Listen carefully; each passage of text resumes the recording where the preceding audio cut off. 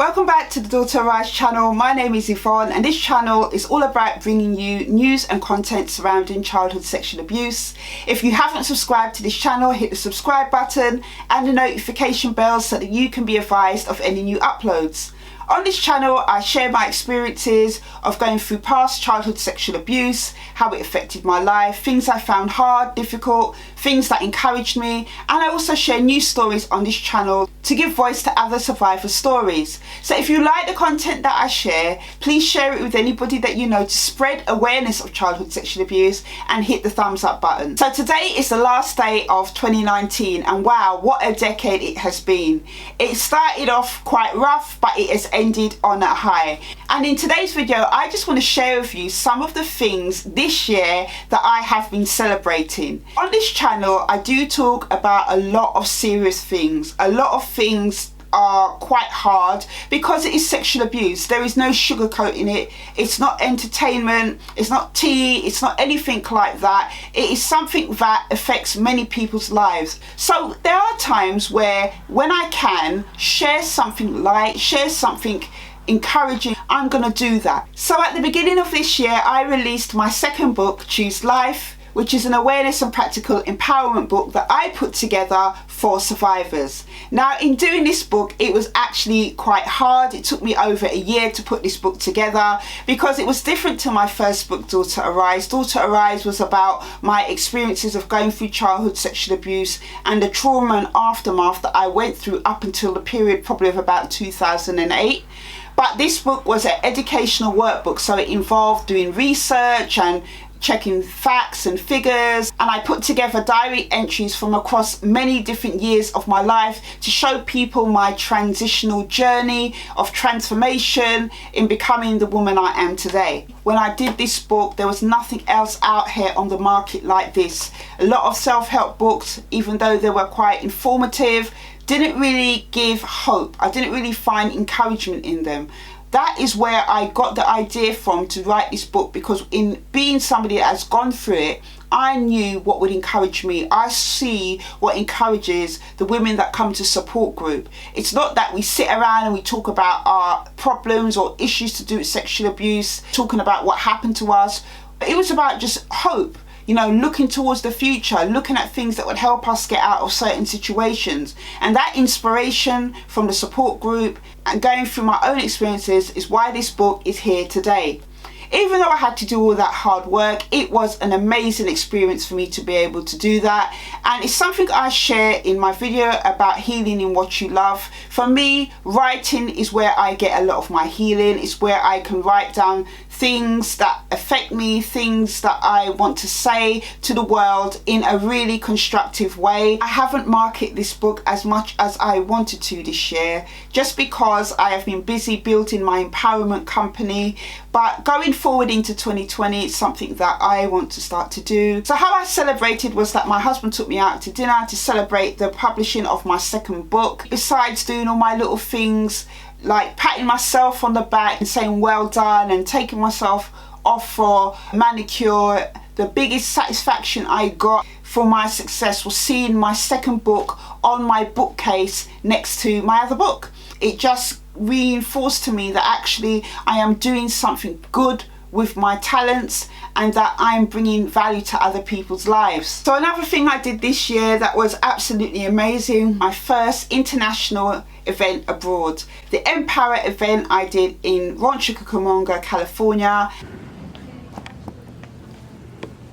So, you know, we try to keep it simple. That's the San Bernardino Sexual Assault Services. They're over there briefing their staff.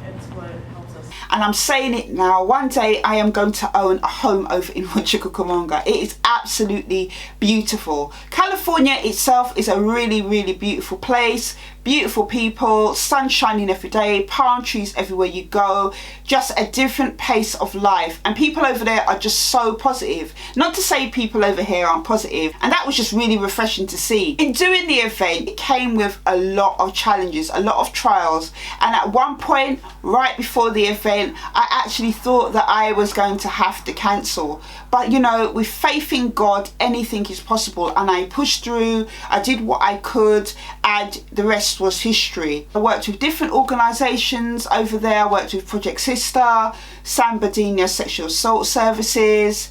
I met beautiful people like Jackie Lynn, Aquarius Jones, the DJ, the volunteers from the volunteer corps over there who came alongside to help me. It was absolutely amazing. Now, I didn't get the turnout that I wanted to for my very first international event, but I see the event as a trial run. It really was a trial run. I got to see what works over there and what didn't work, but the people that came to the event, the survivors that came and their supporters, their relatives, really did appreciate me putting on this event. And everyone actually involved in the event, Misty Griffiths as well, you know, who was a speaker at the event, were all so nice and also encouraging to me. So going forward, I will be doing other events in California and other places around the world. I learned so much about myself. I learned that I am a woman of courage. I learned that I am somebody who can adapt. I'm quite versatile when situations come up. I've gone through so much adversity, and it has only served to strengthen my character and strengthen my resolve in doing things. When certain little issues came up, like the food for the event, for instance, we ran out of money to get the catering trays in for the event, for the food. So I had to dig deep, and at 6 o'clock in the morning in California, I was up in the kitchen making sandwiches. Time is now 9:20 for all the guests. And because I've done it before, you know, back in 2013 when I did the event over here for the afternoon tea event, where I had to get up again 6 o'clock in the morning to butter 17 loaves of bread and cut off the crust to make sandwiches. Because I'd done it before, it prepared me for doing it then. And I made all the sandwiches. You know, no one got poisoned. No, joke. Basically, I pushed through. I saw when challenges came up and I worked around them. And you can only ever do that if you're a resilient person. This year, I've been able to use my experiences to train people. For me, this has been such a breakthrough moment for me. I can't explain to you how it feels to see how something that was so bad in my life be used for something that has been beneficial for other people. So I've been able to train different people, social workers, health practitioners, early year practitioners, other professionals, through creating workshops through my company Yimmy Empowerment. I use a lot of my experiences, things that I went through, to show people, you know, some of the challenges and dilemmas that young people face. And I was able to work with ex-police officer who I do get to come along on my training courses to deliver training to do with criminal prosecutions. God says whatever is bad will be turned to good. And I want to encourage you, if you're somebody that has gone through sexual abuse and feel that you will never overcome your experiences, that you will never get to do the things that you want to do, I'm here to tell you that all things are possible through God. I wouldn't have imagined even 5-10 years ago that I would be where I am now. And I am developing myself consistently. And Jesus talks about turning the water into wine. And that is exactly what has happened through my life experiences. Things that were considered nothing have been turned to rich learning experiences for others, equipping and empowering people to help those who were affected like me. And it's not just about the sexual abuse that I went through. I am developing things to do with confidence and adversity and courage and all these different other things that are just offshoots of everything that I've been through. It's just been an absolutely amazing journey to see and hear the feedback from those who have come to my course, who said that they found it one of the best courses that they've been on. After I did the first course in February this year, the second course was completely fully booked. That was an amazing encouragement to me. On a personal level, one of the things that I have had a breakthrough on is being kind to myself. Now, this is something that I shared in another video. I will leave a link at the top of this video that I struggled with. I struggled with being nice to myself. I was way too hard on myself, too critical, just horrible to myself at times. And in being like that, it was really cramping my view of self. It was really having an effect on my confidence. And that has been one of the biggest things for me that I've had to battle in the aftermath of going through sexual abuse, how I am with myself. One of the things that it left behind for me going through that experience was that feeling that I was incomplete, that feeling that there was something not quite right with me. And because of that, it just left this thing every time I did something that I'm not doing it good enough. You could be better. You know, when there was never no measure in the first place, because I came from this broken experience. It's been absolutely freeing for me just to be able to just be nice to myself, to love myself. I'm able now to recognize those times when I am being too hard on myself and actually stop myself in my tracks and say, Yvonne, just let it go. Those little words that I'm able to say to myself has been so freeing. Still a work in progress. You know, 2020 for me, you know, my big goal for next year really is about personal development. There are some things that I have identified within myself that I really do need to deal with. I feel comfortable in my skin. That's something I never thought 10 years ago that I would feel, that I would be okay just being me. But it is okay just to be me.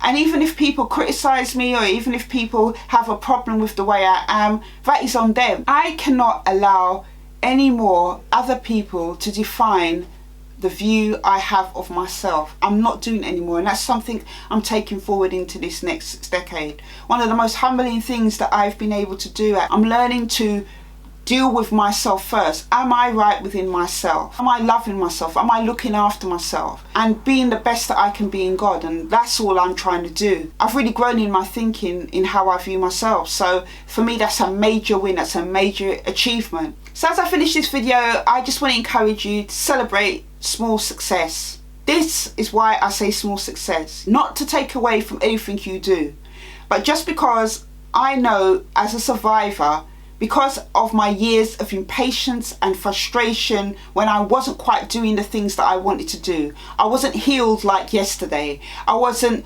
doing big things like other people like yesterday.